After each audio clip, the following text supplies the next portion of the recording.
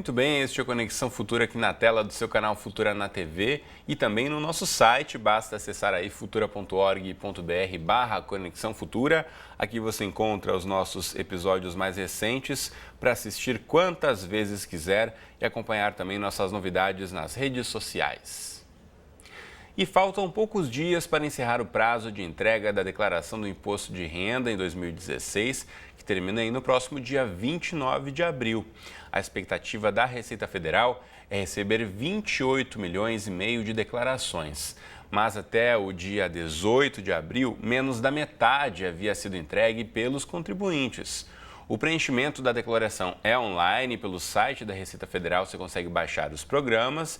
No entanto, muitas pessoas ainda têm dúvidas sobre o preenchimento dos formulários. Então, para esclarecer essas questões, a gente conversa agora com o Leônidas Quaresma, que está aqui ao meu lado. Ele é auditor fiscal da Receita Federal.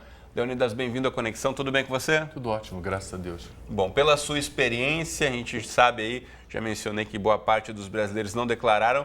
É uma tradição quase não positiva, mas o brasileiro sempre deixa para a última semana para entregar a declaração? É verdade. Historicamente, a gente constata que 30% das pessoas entregam nos 3 últimos dias, quer dizer, uma média de 10% ao dia, e que é um risco grande, né? Por que é um risco? Porque como você só pode entregar pela internet, se você tem algum problema com o seu provedor, se de repente a sua internet cair, você fica sem conseguir entregar. Você não tem opção de entregar senão pela internet. E tem um problema também, enfim, né, de todas as adversidades aí, se acontece algum imprevisto da pessoa naquela semana, se falta luz, além de a internet poder cair, tem uma série de problemas que podem acontecer. A gente sabe que para muitas pessoas também não é algo simples, não é algo rápido de preencher, apesar de o formulário até a cada ano ter ficado um pouco mais fácil para o contribuinte, ainda tem muita gente com dúvidas, né, sobre o preenchimento. Não, com certeza. A gente até tem procurado facilitar a vida do contribuinte, se colocar no lugar dele para facilitar, mas a gente vê que sempre que até quando a gente cria alguma facilidade, o contribuinte às vezes se atrapalha e tem dificuldade em preencher, isso é verdade. Bom, a gente colocou nas redes sociais aqui do Futura o chamamento para essa nossa entrada e com certeza tem várias dúvidas que já chegaram para a gente aqui. Então tem uma que diz respeito à declaração de despesas médicas. Todas as despesas podem ser declaradas? Existe algum valor máximo ou mínimo? Não, a despesa médica ela pode ser deduzida no todo. Não importa, antigamente até tinha um certo equívoco, as pessoas achando que seriam, digamos, despesas médicas necessárias. Por exemplo, cirurgia plástica, as pessoas entendiam que não poderiam. Não existe essa limitação. Desde que seja despesa médica, é dedutível e não tem limite. Muito bem. Outra dúvida aqui, o aluguel, que boa parte dos brasileiros aí tem que pagar mês após mês para manter sua moradia, ele pode ser deduzido do imposto de renda? Não, já foi tempo que a legislação permitia a dedução de despesas com aluguel. Atualmente não há essa dedução prevista em lei, portanto o contribuinte não pode deduzir. Então, quem deduzia lá no passado tem que agradecer por ter recebido isso de volta, hoje em dia já não pode mais. Desde 88, quando houve a mudança da legislação do imposto de renda, essa dedução deixou de existir. Então não tem mais essa colher de chá, digamos assim. Muito bem. Agora, despesas relacionadas à educação também, outra dúvida aqui dos nossos espectadores. Cursinhos como curso de inglês, curso de informática, isso é possível ser deduzido? Não, o contribuinte só pode deduzir a despesa com instrução regular, quer dizer, vai da creche até a universidade, passando pelo curso técnico e pós-graduação. Cursos de língua, curso de natação, de dança, qualquer outro curso para concurso, quem se prepara para concurso também, isso não é possível deduzir. Mas os cursos estão de pós-graduação, cursos regulares em universidades e instituições de ensino, esses sim? Sim, esses com certeza. Curso de pós-graduação, sendo instituição regular, esse pode deduzir. Bom, e a questão sempre que rola dúvida de que em que caso o contribuinte deve fazer a declaração simplificada ou a completa. Até no finalzinho lá da declaração tem uma opção, mas muita gente também fica em dúvida em relação a isso. Não, o que acontece? A declaração só existe um tipo de declaração, quer dizer, a declaração é a única forma de tributação que é diferenciada. O contribuinte pode optar pelo desconto simplificado, que tem um limite, ou as deduções legais. O programa, quer dizer, a orientação é que ele preenche a declaração normalmente, coloque tudo que ele tem direito, todas as informações que ele tem, e o programa, a cada informação, ele vai calculando o que é melhor para o contribuinte. Se no modelo completo, se opção pela tributação pelo modelo completo ou simplificado. E até na hora de gerar a declaração para entrega à Receita, o próprio programa diz, se você, digamos, veio preenchendo no modelo que não é o melhor para você, na hora que você manda gravar, manda entregar, e diz, essa opção não é a melhor para você. Você tem certeza que quer entregar nessa opção pior? E se a pessoa tiver certeza, ela diz que sim. Se não, o próprio programa já automaticamente converte para melhor e ele entrega já com a melhor opção.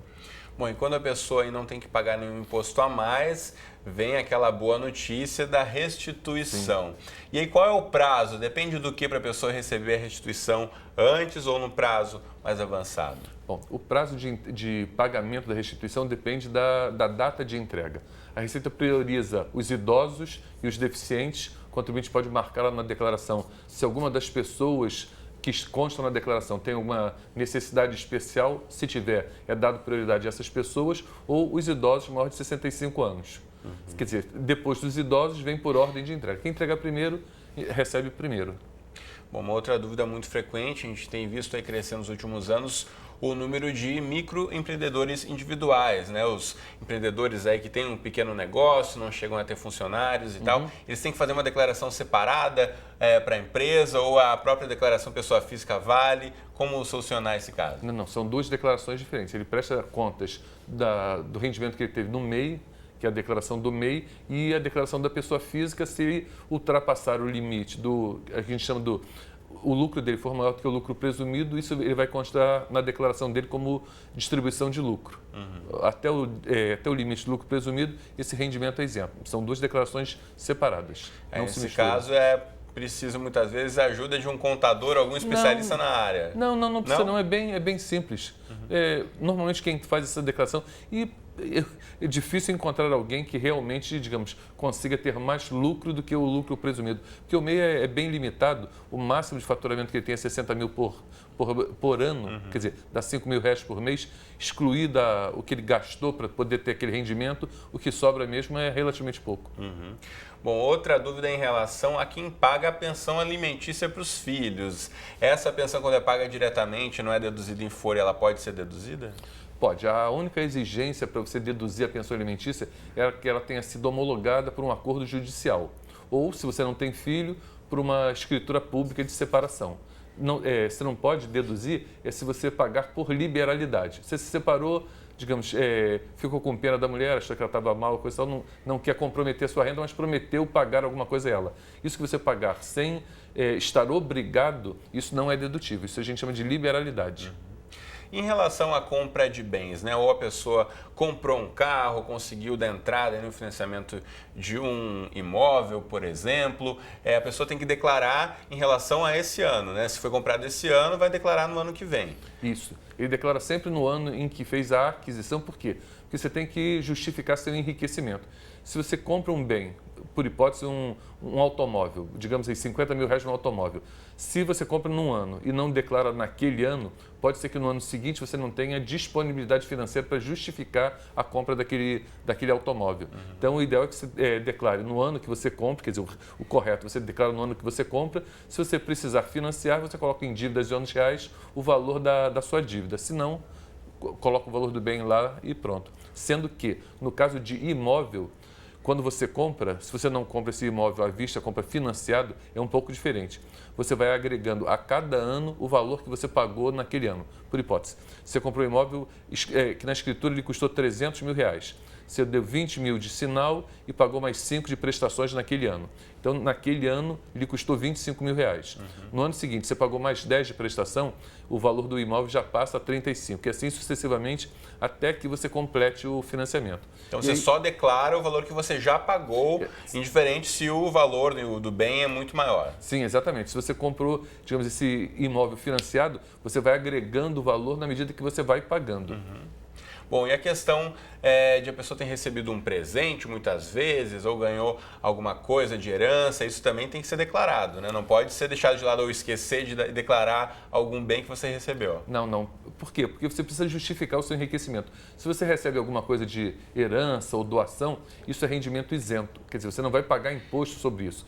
mas você vai enriquecer e você precisa justificar esse enriquecimento. Se você compra, por exemplo, se você ganha um automóvel, ganha dinheiro para comprar um automóvel, você vai colocar esse automóvel na declaração de bens, você tem que justificar como você adquiriu esse bem. Então você coloca em rendimento isento o valor correspondente àquela doação que você recebeu para poder justificar aquela compra. Então, sendo isento, você não vai ter que pagar imposto por aquela doação que você recebeu. Exatamente. Quando você faz doação, sobre doação incide um imposto que é estadual. Quer dizer, não são todos os estados do Brasil que cobram, mas existe a previsão do imposto estadual, que é o chamado ITCMD. Mas em relação à receita, o imposto federal não incide sobre heranças e doações. Mas aí quem vai pagar o imposto sobre a doação é quem deu ou quem recebeu? Dependendo do estado, em regra, é quem recebe. Quem enriquece é que paga. Se quem enriqueceu não pagar, quem doou paga. Quer dizer, um dos dois paga. O Estado não perdoa. Vem lá o famoso leão e dá aquela mordida que a gente sabe que muitas vezes, para quem não fica ali andando na linha, não preenche tudo ou deixa de declarar alguma coisa, a mordida pode vir muito maior do que você declarar de fato, ainda enquanto estiver no prazo da declaração. Uma outra dúvida muito frequente em relação aos dependentes. Quem pode ser declarado como dependente numa declaração? Dependente, filhos até os 21 anos ou até 24, se universitário ou cursando escola técnica. E aí lembrando que você tem 20 anos até a véspera de completar, você tem 21 anos até a véspera de completar 22 e tem 24 até a véspera de completar 25. Enquanto não completar 25, você tem 24. Eu vejo que muita gente perde a oportunidade de deduzir porque o filho fez 24 anos e diz, opa, não pode mais ser dependente. Não, até completar os 25 ele ainda tem 24, pode ser dependente. Os pais, se receberam como total de rendimentos no ano, menos do que o limite de isenção, R$ 22.499. E o cônjuge sempre, sem limite.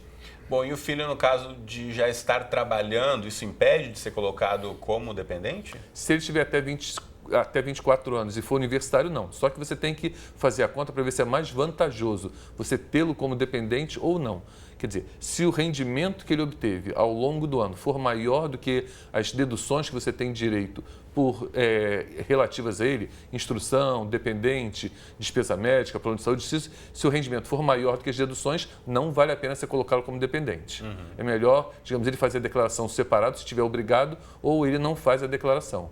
Agora, se as suas deduções forem muito grandes e o rendimento dele no ano for pequeno, vale a pena continuar como dependente. Bacana. Bom, a gente tentou aqui esclarecer algumas das dúvidas, lembrando que ainda dá tempo de enviar aí a sua declaração dentro do prazo e não ter problemas com a Receita Federal. Vamos mostrar o site na tela aí, que é o receita.fazenda.gov.br. Aqui você tem respostas para várias outras perguntas, tem também acesso aí aos programas para baixar, tanto para fazer a declaração como para envio. Isso é importante também, que são 2 programinhas diferentes, muita gente acaba confundindo aí. Então, entre no site, tire todas as dúvidas e não se atrase com prazo, porque depois vem multa, né? Com certeza. E a multa não é nada boa.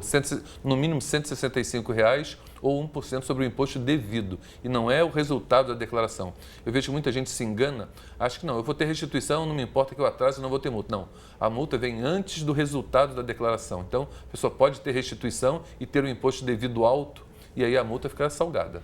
Sem dúvida. Então, pode aí apertar ainda mais esse orçamento, ainda mais em ano de crise. A gente sabe que o orçamento está apertado para todo mundo, então fique ligado e não perca esse prazo. Bom, Leônidas, foi um prazer conversar com você. Muito obrigado pela presença. Grande abraço. Muito bom.